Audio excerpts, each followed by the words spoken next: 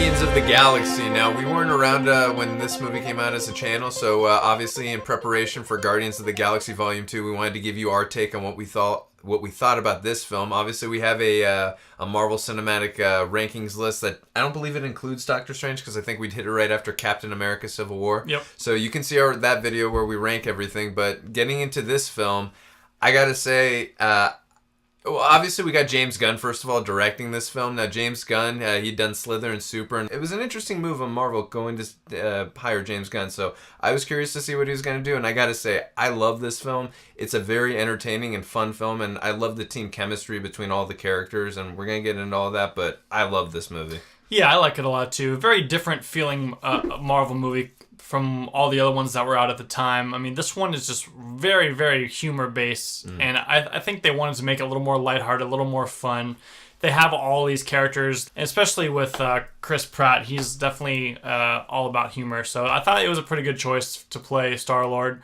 And yeah, I mean, this movie was just a lot of fun, and I love the soundtrack, and I love how that actually played a part in the movie too with him, like with the tape and all that. But... yeah, definitely. And obviously from that first trailer where we saw the Ooga Chugga, that's where I got like really hooked onto that. And I love too, like you said, how the soundtrack and the music played a big integral role into the film as well, because of the what we find out about Peter Quill with his mother giving him the Walkman and how much that music means to her. So I did love how they incorporated that. And getting back to Chris Pratt, I agree with you. He is such a great choice, and he is Star-Lord. He's Peter Quill. I loved him in this film, and also I love his chemistry as kind of the leader as the group too. He really does a good job of, where he starts off as a character, as a Ravager, to where he ends up in the film, his arc. So I think he did a great job in this film, and he's really solid. And there's also some moments, even though Rocket Raccoon is more... for me, the one who's the funniest, you might say Drax, but I'm saying Rocket Raccoon. He is incredibly hysterical too. That's what I love about this. They all have their back and forth moments where they all get a good laugh, like Groot with that smile when he takes out. That's what I love about this movie. It lets everyone have their laugh out loud moment, and Gamora, just like Kevin Bacon. So they all have that good laugh out loud moment. And I was a little worried with them bringing in these 5 like that we know nothing about, that the development of the characters would be a little bit lacking. And, like, they didn't go too much into backstory, like I said before, but I felt like the way that they incorporated everyone in, like, they did a decent job of just kind of giving you what you need to know about each one real quick. This movie did have a lot of exposition in it, which I did notice. But even so, like, I thought the way that they kind of just brought them together real quick, like, it worked for this movie. They didn't have to go into each individual backstory for us to care about all these characters. No, you're absolutely right. But the thing that I didn't mind is the exposition is interesting. It's fun. It's emotional at times. So that's why you don't mind sometimes when they do go a little bit heavy. And they kept it funny too. Yeah, exactly. Which lightens the humor. So like when they're all like, they get captured by the Nova Corps, and John C. Reilly's just explaining each one. Like that's great obvious. It's obvious exposition, but it's like the way they did it was still kind of funny, and it was a cool scene too. Yeah, I agree. And the way Peter Quill, though. Oh, sorry, I didn't know how this machine worked. Great little subtle humor there, definitely. I also want to talk a little bit about Ronan the Accuser. Now, we've mentioned in several videos, and I'm going to keep mentioning it. Marvel has a rap of not the greatest villains in their films. I don't fully agree with that always. In some movies, definitely, but in this film, a lot of people, to my knowledge, don't really care for Ronan the Accuser, and I can see some, reason why they're, again, as Jason pointed out, they don't go a ton into backstory with Ronan. We get some exposition about what the Nova Corps did to his father, and again, that's understanding of motivation, but I really thought Lee Pace gave a great performance as Ronan the Accuser, and again, it would have been nice to know a little bit more about this character, but that being said, what we did get, I really thought he was menacing at times. He really felt like a threat to the Guardians, and beat the shit out of Drax. And and that's a great point right there. Like, to see him in hand-to-hand combat, he doesn't rely just on his minions. He will get down and dirty if he needs to, and he, like you said, he beat the crap out of Drax. And that was a really entertaining fight, I gotta say too, with the hand-to-hand, because when you see different alien planets, you're not sure like what kind of style you're gonna see hand-to-hand, and I thought it was really cool, that scene too. So, but again, I'm not saying he's the best, like the Lokis or the Wilson Fists or the Kilgrave. He's definitely not in the top 5, or for sure, but he's not in the bottom either. He's somewhere in the middle, you know what I mean? But yeah, I enjoy it. Again, we'll see who the villain's going to be in Guardians of the Galaxy Volume 2 if it measures up to a level of like top 5, but I don't know. I really enjoyed Rowan the Accuser. I mean, I thought he was fine. I like Lee Pace's performance. He did a good job. He sounded menacing and all that. Like, I don't think he was bad. I just didn't think he was that great either. And the scene at the very end where he just like is about to destroy the whole planet and he just stops because Peter Quill's dancing, I thought was a little weird. Even though I did like the scene after that, like where Rocket shoots him and he dives and they grab it. That was sick. That was great. But I mean, and they had to do it for the movie purpose. It's fine. But I mean, I don't know. I thought it was a little questionable. Dude, anyways, it's Chris Pratt dancing. Come on, we would be distracted by that too. That is entertaining. But like, what are you doing, man? You've been waiting like your whole life to destroy this planet, and you're like, hey, what are you doing? It's hard to argue, but I'm just saying, Chris Pratt dancing. Come on, dance off, bro. Anyways, Just saying.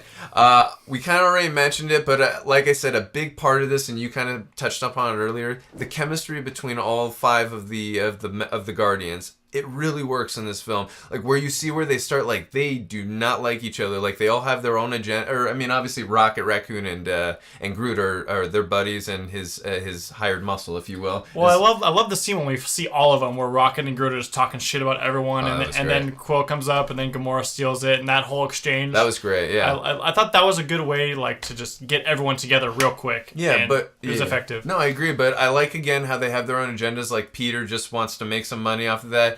Gamora just wants to get away. Rocket and Groot want to make some money as well. Yeah, and Drax wants to avenge his family. So again, I like asleep for the danger, awake for the money. As per freaking usual.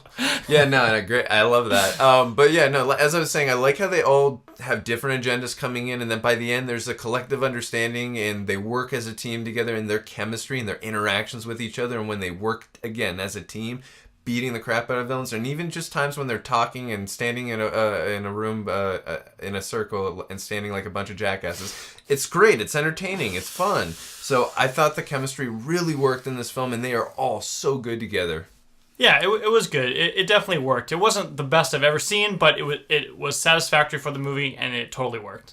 Also, I gotta say, the action in this film is really good. From the space battles to the hand-to-hand combat to the crazy machine gun battle shootouts. Really entertaining stuff. And also, too, the action doesn't really cut and edit like crazy. It stays really focused on what's going on. It helps you see what's going on. And also, it's integral, again, as we said earlier, it's very integral to the plot and what's going on with the action. It's not mindless action out of nowhere. It makes sense to what's going on in the story. It's flowing really well, and it's very organic. So I love the action in this film. I don't know. I definitely liked all the gun fights and all that, but the hand-to-hand wasn't really exactly at the forefront. I mean, we saw some cool, like, actual fights between Ronan like Gamora and her sister, I forget her name. Nebula. And Ronan and Drax. Ronan and Drax was just like, even though it was a one-man punch, fight. But later, I still you're out thought of here. It was entertaining. I mean, it was entertaining, but it's not like a choreographed fight, really. I mean, I like the moves. It was totally fine. It just wasn't, like anything we've seen in Captain America or all these other. I mean, because those fights are just insane. Oh yeah, no, I'm not comparing it to Bucky. But it was fine. So I mean, and I really liked a lot of the space battles. Like one of them reminded me of like Star Wars. Even like the one where they're fighting above. Yeah, it's a space opera, you know. Yeah, I mean, I thought all that was really good, and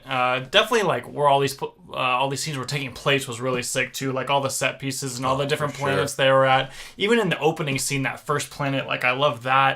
Even though it was all desolate, I also liked the way he like had that scanner thing that showed so like cool. what was there in the past or something like that. Oh, that thing was so neat. It looked like something Tony Stark would invent. Yeah, exactly. Yeah. So maybe. Yeah, exactly. But right? yeah, all the set he reaches other planets, Tony Stark, not just planet Earth. But also, I gotta say, just adding on to what you said about the sets, my favorite set, that was a great one, the one you just mentioned. My favorite one though was in the Celestial's head on the planet Nowhere. Yeah, that was and I kind of paying attention. I like what some of the exposition dialogue we got where they're talking about how Tavon the Collector kind of set his up. place was sick too. Oh, that collection, jeez, right? Yeah. Getting back to Nowhere. I loved a lot of how the different sets in there, the collector's collection, all the other sets, and you saw like how there was fluids in other places and some of this yellow stuff. Really cool stuff, and I gotta say it was neat how they included that in the head of a Celestial and how the collector is the one who put that all together. I thought that was a really cool inclusion, and the sets were really cool. And the visual effects were really good too. Like obviously, anytime Rocket Raccoon is on screen, he is straight CGI. Oh, awesome. Just all the space battles, all like the like even including the sets, like a lot of it was CGI. I feel like so it was all pretty seamless and all looked really good. And Groot, obviously. Yeah, I was gonna say that too. Yeah, yeah. Groot looked great, and that one scene where he's like wrapping them around, great visual effects there. And like you said, anytime Groot's on the screen, and Rocket, really convincing. And I forgot to mention too, I love Bradley Cooper's voice as Rocket. Even I believe it's Sean Gunn, James Gunn's brother, is the person in the mocap suit, moving around. In the green suit, but the voice of he's phenomenal. I love him. So it's a good match. Yeah. All right. So usually on favorite quotes, I try to stick to one, but I can't help myself. There was a few I just really wanted to include in this. The first one, I love it when they're all standing and then Rocket's like, "There, y'all happy? We're all standing now, like a bunch of jackasses." Because that's a big trope in movies where people just stand. It's like, what happens next? So I thought that was really funny, and it made sense for someone like Rocket to say that. I think mine definitely is when Rocket's talking about Drax. She's like, his speech is very literal. He doesn't get metaphors. They go over his head. And then Drax is like, nothing would go over my head. My reflexes are too fast. I would catch it. That's a great line. What's funny, too, is as I was watching that, I was thinking of you when he said that line. I was like, that's a line Jason would love, and sure enough, it's your favorite. Most of Drax's line. There's a couple other little ones in there that I can't think of right now. That I just thought I laughed the most. No, Dave Bautista, and that's why I think there's such great direction in this film too. James Gunn got a great performance out of Dave Bautista. I remember what it was. Like she's like, "Oh, look at you, princess." He's like, "I'm not a princess." I don't know. It was just perfect timing. Yeah, no, I love his interactions with Gamora too. It was all good. So one of my other favorite lines was when Groot is holding the team together, and then Rocket says, "Why are you doing this?" And he says, "We are Groot." Such an emotional and impactful line. I love that line. It was delivered really hit home. Yeah, it was delivered very nicely by Vin Diesel. Oh yeah, yeah. Academy Award, Vin Diesel. Also, a couple Easter eggs that Jason and I noticed while watching the film. This one is not really an Easter egg. It's just I couldn't help it while watching. The kid at the beginning who plays young Peter Quill, he really looks like a younger version of Alan Tudyk. Yeah, he does kind of. Yes. The next one, the actual Easter egg that I want to say is in the Collector's Collection. We get to see one of the his collections. Like I said, you get to see a dark elf from my favorite Thor movie, Thor: The Dark World. Kidding, I can't stand that film. It's not that bad. Can't see. We got to see a dark elf, so like Malekith, so that was pretty cool. Yeah, we got Drax also talking about how he wants to visit Quill's homeworld of Earth, which he is probably going to in Infinity War. Yep. And also, we got one of the Chitauri from the Battle of New York, one of Loki's army, or Thanos' army. So we got to see a Chitauri in the collection. Also, the Collector's got a sick collection, man. And also, when they're visiting the Collector, we also get to see one of those big celestial beings holding one of the Power Stones and destroying planets. We got another Star Wars reference for this Phase 2 Marvel movie where Nebula's hand gets cut off just like Luke Skywalker's. Yeah, no, definitely. That was good eye there. And also, too, when she jumps into the spaceship, she breaks the glass kind of with her... It looked like she headbutted it, and then she throws the guy out and says, "Get out." Really reminded me of the T-1000 in Terminator 2 when he headbutts the helicopter and says, "Get out," and the guy jumps out. Kind of reminded me a little of that. It did. Yeah. Then we also obviously get a Stan Lee cameo on Xandar. He's just hitting on a young girl, like old men do. Yeah, definitely. Well, when you're Stan Lee, come on.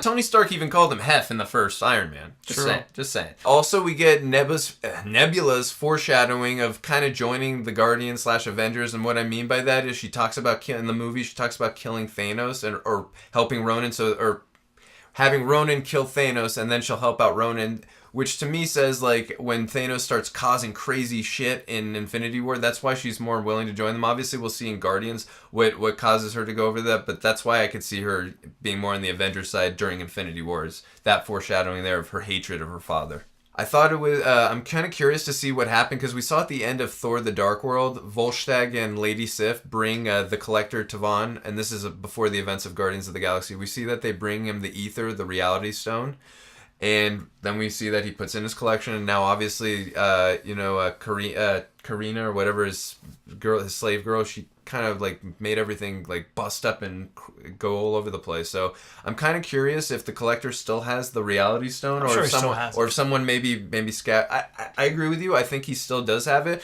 but I'm wondering too if maybe someone, there's the off chance that someone maybe took it from you, because he was kind of, remember he was with we see that after credit scene with Howard the Duck, voiced by Seth Green, by the way. And we see with the space dog what it looked like. So, I mean, maybe someone collected, but I'm with you. I still think the collector has it, but it's going to be interesting to see. All right, so our final thoughts. As I said earlier, I really love this film. It's action-packed. It's got a great story. It's got great, interesting characters that come together as a team. They've got good team chemistry. I love each individual actor, as I just mentioned. The music by Tyler Bates is great. The direction by James Gunn. He got even a great performance out of Dave Bautista. The visual imagery in this film, the way the camera works, everything just really works for me on a big level in this film. I'm giving Guardians of the Galaxy a 9 out of 10. I'm going to give it an 8 out of 10. I definitely like this movie a lot. It's really fresh for the Marvel Universe. It's really funny. It just has a different feel than all the other movies. They kind of took these misfits and threw them all together. They're really dysfunctional, and it's very entertaining to watch for sure. A lot of memorable characters. I think my favorites are probably Drax and Groot, and I like them all. I like Rocket and Gamora and Star-Lord. They're all But lovable. I'm really excited to see the second one. Watching the first one again, I haven't seen it in a while, just really makes me Got me pumped up, ready too. to see the next movie. Yeah. So I really enjoyed it, and I think it's a great entry in the Marvel Universe. Alright guys, that's going to do it for this video. Let us know what you thought about it in the comments section, and if you like these videos, you can hit the subscribe button. See you guys next time.